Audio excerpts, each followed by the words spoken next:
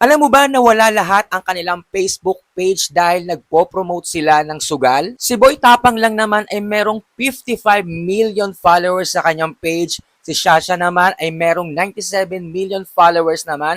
At ito naman si Mark Anthony ay meron namang 200 plus followers lang naman. Trending na trending ito ngayon sa social media dahil lahat ng page nila ay si Meta mismo ang nagtanggal dahil sa pagpopromote ng sugal. Alam na alam naman natin na hindi lang sila ang nagpo-promote ng sugal. Marami pang influencer ang gumagawa nito. Ang mangyayari nito, pwedeng-pwede rin silang mawala ng Facebook page. Ang nakakalungkot lang, nakakapanghinayang kasi hindi madaling magkaroon ng million followers sa Facebook page. Malaki nga yung bayad pag nag-promote ka pero ang kapalit, eto na, nawalan sila ng Facebook page at babalik ulit sila sa umpisa. So ito na yung bagong account ni Boy Tapang at nag-post siya. Tingnan nyo naman, ang kinikita niya pala sa Facebook is 700 to 1 million per month.